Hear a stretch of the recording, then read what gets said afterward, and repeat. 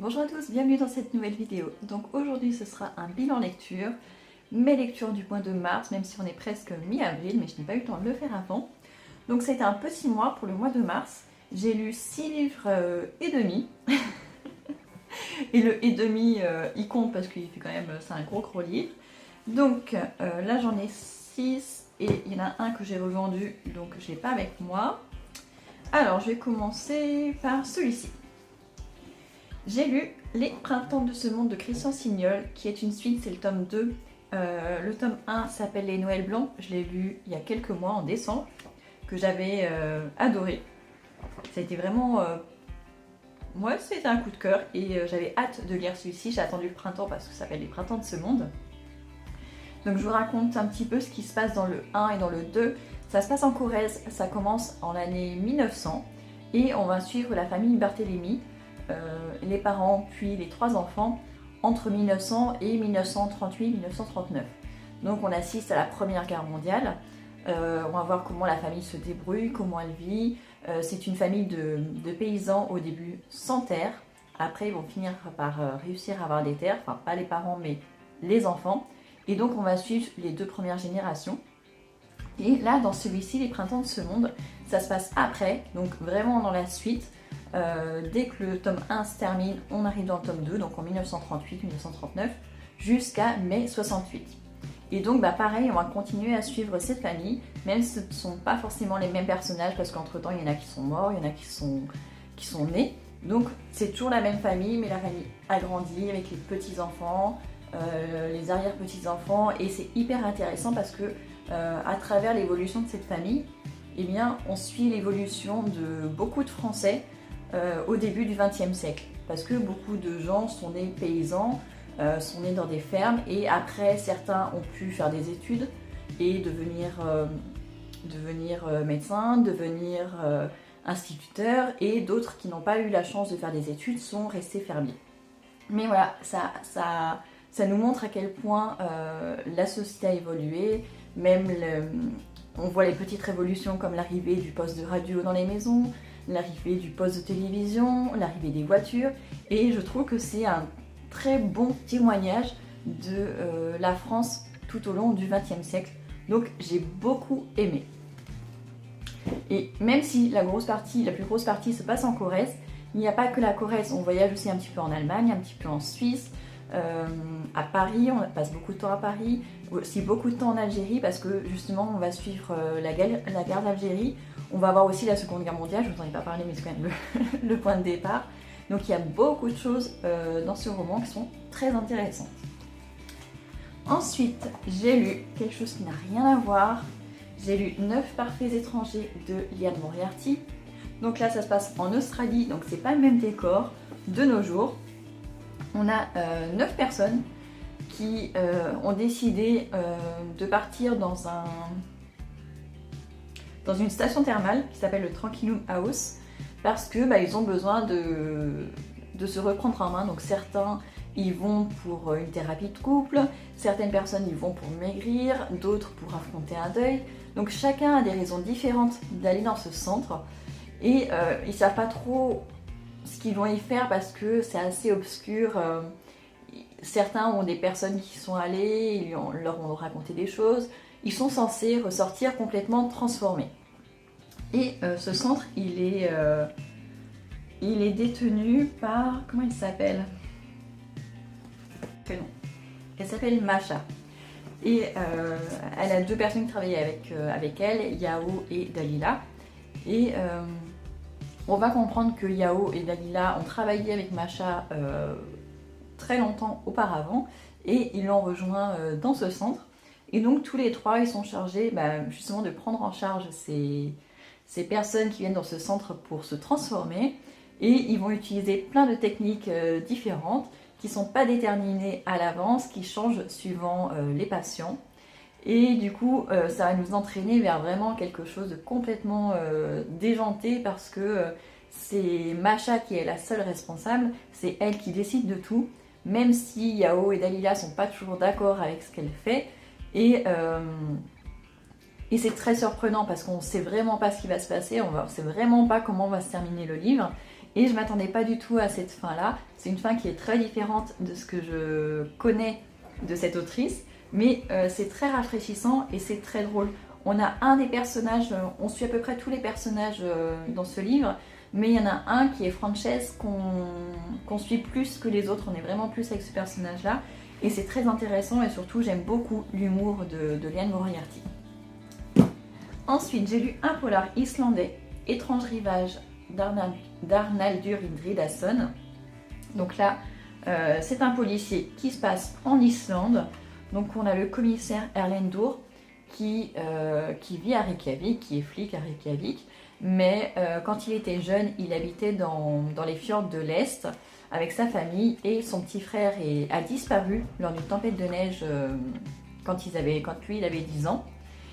Et il ne s'en est jamais remis, ça l'a toujours, pas angoissé, mais il s'est toujours demandé s'il avait réussi à survivre ou alors où était son corps, enfin, ça l'a rendu malade.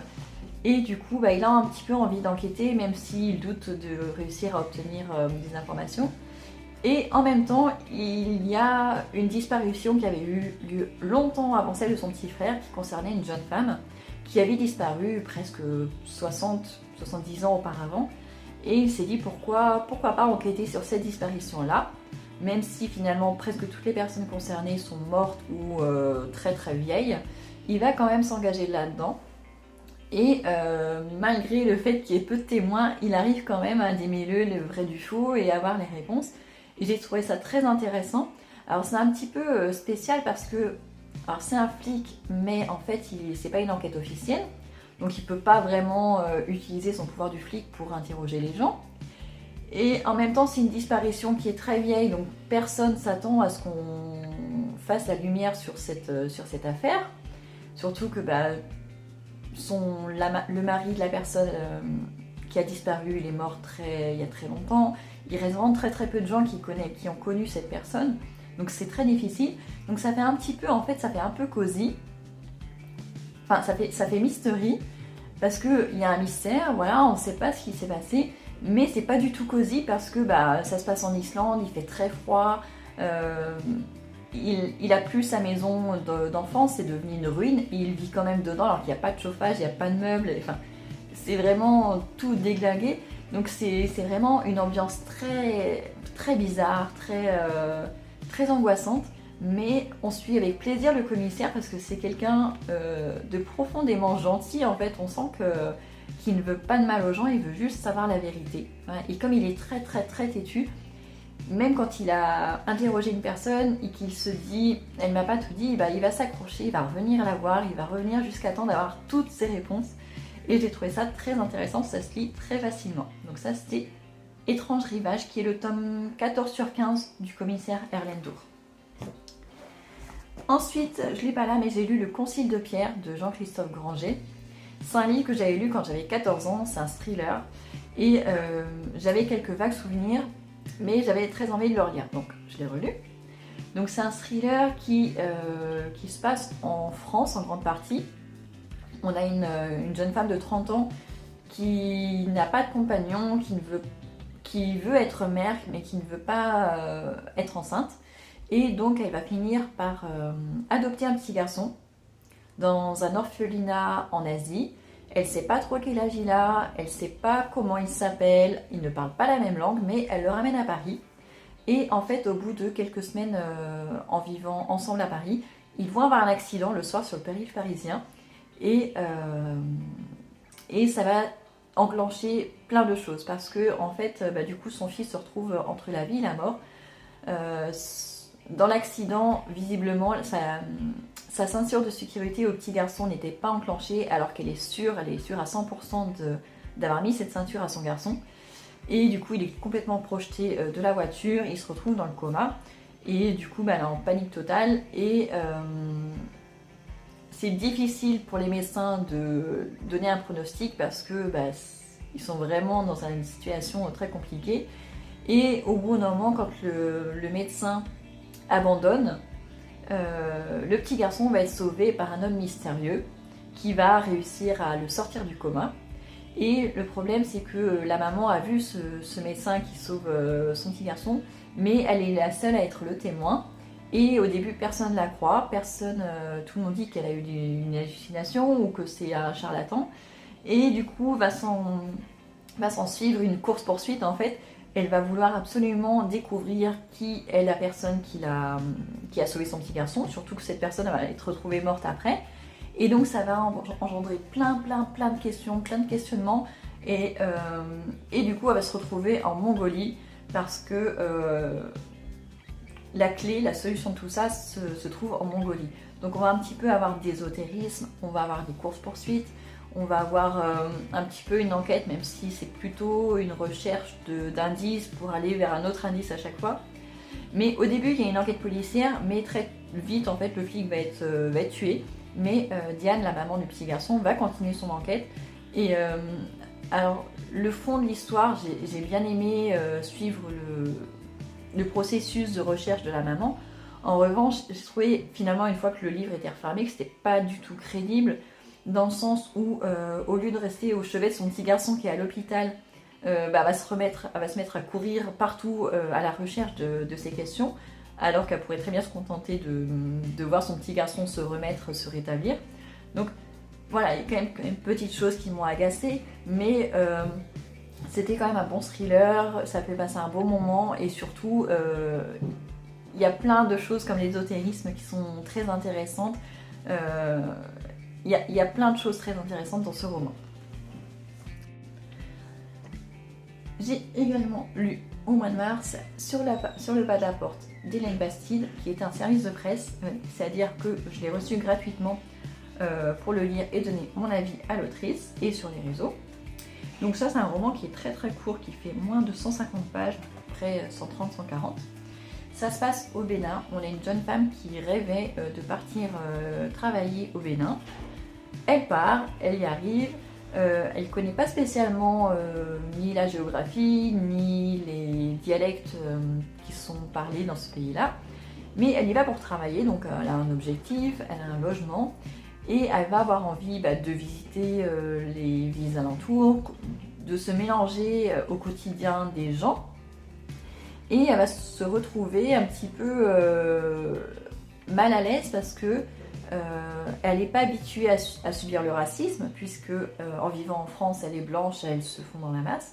Sauf que là-bas, elle se retrouve en situation d'être l'étrangère, et donc elle va subir un petit peu le racisme, pas forcément beaucoup, mais elle va se retrouver aussi dans des situations compliquées, dans le sens où elle ne connaît personne, et les gens vont avoir tendance à vouloir un petit peu abuser d'elle, parce qu'elle est européenne, parce qu'elle est française, parce qu'elle a de l'argent, même si on ne sait pas si elle a de l'argent, mais le fait qu'elle soit française et qu'elle vienne au Bénin induit pour certaines personnes qu'elle puisse avoir de l'argent. Une certaine personne peut avoir envie de se marier avec elle juste pour avoir des papiers français et venir en France et quitter le Bénin. Il y a beaucoup de choses qui sont mises en place. Il y a aussi le fait que le Bénin a été une colonie française, et du coup il y a encore des gens qui subissent ça. Il y a certaines anciennes personnes d'un certain âge qui regrettent que le Bénin ne soit plus français, et en revanche il y a d'autres personnes plus jeunes qui ont une rancœur envers la France. Donc il y a plein de choses qui sont dites dans ce livre en très peu de pages, et j'ai trouvé ça hyper intéressant. Donc n'hésitez pas, il est sur Amazon, donc si vous voulez soutenir une autrice, une petite autrice, c'est le moment. Ensuite, j'ai lu Monsieur Ibrahim et les fleurs du Coran d'Éric Emmanuel Schmitt. C'est un roman qui est enfin, c'est même pas un roman, c'est une nouvelle. Il fait 75 pages, donc c'est hyper rapide, je l'ai lu en une journée. J'ai fait une pause dans un autre roman pour lire celui-ci. Donc là, ça se passe à Paris en 1960. Donc on a un petit garçon qui s'appelle Momo, qui vit tout seul dans un appartement avec son père qui est avocat, qui est juif. Et son père s'occupe pas du tout de Momo, en fait il le traite comme un esclave, donc Momo n'est vraiment pas heureux avec son père. Et il y a un moment, son père l'accuse de lui voler de l'argent alors que Momo n'a rien fait. Et il s'est dit, puisque c'est comme ça, puisqu'on m'accuse alors que j'ai rien fait, autant que je sois accusé pour quelque chose que j'ai fait. Donc il commence à voler petit à petit son père. Et après il va se mettre à voler aussi l'épicier qui est dans sa rue. Et en fait, il va se lier d'amitié avec cet épicier. En fait, c'est l'épicier qui va prendre Momo sous son aile, il va lui expliquer plein de choses de la vie. Et j'ai trouvé ça hyper touchant. Alors comme toujours avec Eric Emmanuel Schmitt, c'est très poétique, il y a beaucoup d'humour. C'est vraiment pas une histoire de tous les jours, c'est vraiment un conte, mais c'est très bien fait. Par contre, la première page m'a énormément choquée. Je me suis dit, je continue ou je continue pas. Enfin, c'était vraiment choquant la première page, mais il faut vraiment dépasser ces premières pages et après on se laisse embarquer par l'histoire. Mais je trouve un petit peu dommage d'avoir commencé là-dessus. L'auteur a sûrement ses raisons. Mais voilà, après, c'est un livre qui est très touchant, très intéressant, qui nous montre à quel point il ne faut pas se fier aux apparences. Et voilà, donc j'ai beaucoup aimé. C'est une jolie histoire d'amitié entre un homme d'un certain âge musulman et un petit garçon juif. Voilà. Et enfin, le dernier qui est le demi-livre que j'ai lu, c'est celui-ci, Le Retour de l'hypothèse Dieu, qui est un roman scientifique, enfin pas un roman, qui est un livre scientifique, que j'ai reçu gratuitement de la part de Babelio au mois de mars. Le deal c'était que je le reçoive gratuitement, mais j'avais un mois pour le lire et faire la chronique sur le site de Babelio. J'ai lu autant que je pouvais, mais c'est quand même pas évident à digérer, donc pour l'instant j'en suis qu'à la moitié, mais j'ai quand même fait ma chronique, parce que je pense avoir quand même compris l'essentiel du message du livre. Alors c'est hyper intéressant, parce que l'auteur Stéphane Meyer, en plusieurs phases dans son livre, nous explique déjà l'évolution de la relation entre la science et la religion, depuis l'Antiquité grecque, et après il va nous faire voilà, il va partir de l'Antiquité grecque, passer par le Moyen-Âge, le siècle des Lumières, maintenant. Il nous montre l'évolution de comment les scientifiques se sont intéressés à la religion, comment la religion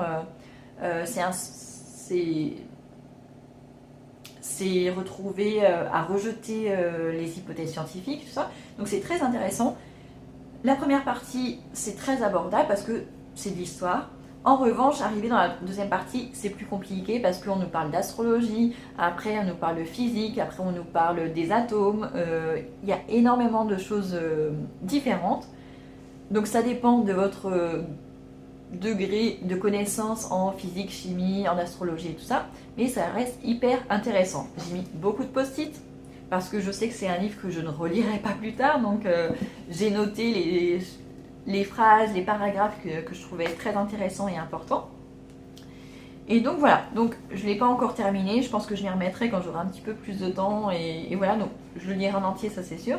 Et je trouve hyper intéressant pour les gens qui se posent des questions, je trouve que c'est bien, parce qu'en fait ça montre que plus on avance dans la science, plus en fait les scientifiques qui il y a quelques siècles, rejetaient le fait qu'il puisse y avoir un Dieu. Plus on avance dans les découvertes scientifiques, plus on se dit que finalement il y aurait peut-être un Dieu parce que voilà, on arrive tous à un point donné qui montrerait qu'il y a vraiment quelque chose qui a donné toutes les évolutions qu'il y a eu par la suite. Donc ça, je trouve ça hyper intéressant. Et l'auteur relève pas mal de choses intéressantes, par exemple, dans les siècles précédents, les philosophes étaient aussi souvent religieux et aussi souvent scientifiques, on pense à Descartes par exemple, et même à l'Antiquité, pareil, les religieux et les scientifiques étaient souvent les mêmes personnes, alors qu'il y a eu une scission récemment où maintenant la science et la religion sont très éloignées l'une de l'autre. C'est surtout que la religion, j'ai l'impression que maintenant rejette tout ce qui vient de la science, alors que les scientifiques, eux, se posent vraiment des questions et ont tendance à se rapprocher de la religion. Alors, en France, c'est vraiment très très séparé. En revanche, aux États-Unis, on a un cursus qui est les sciences... Comment ils appellent ça? Je ne sais pas si je vais le retrouver. Oui. Aux États-Unis, ils ont un parcours universitaire qui s'appelle Sciences et Religion. Donc pour eux, aux États-Unis, voilà, il y a vraiment un programme qui est basé là-dessus et où ils font des recherches, Alors qu'en France, vous ne trouverez pas ça. En France, la séparation de l'Église et de l'État est telle qu'on ne peut pas avoir ce genre de cursus. Donc c'est beaucoup de scientifiques américains, mais pas que. Il y a aussi des Français qui sont partis aux États-Unis, il y a aussi des Britanniques. Donc il y a vraiment plein de nationalités différentes qui sont abordées et je trouve ça hyper intéressant. Mais voilà, c'est quand même un gros bouquin, donc faut s'accrocher. Donc voilà pour mon bilan du mois de mars. Là, on est mi-avril, j'en suis déjà à 5 livres lus, donc forcément en avril, mon bilan sera un petit peu plus lourd. J'espère que cette vidéo vous aura plu. N'hésitez pas à me dire si vous avez déjà lu un de ces livres ou s'il y en a que je vous ai donné envie de lire. Et je vous dis au mois prochain pour un prochain bilan lecture.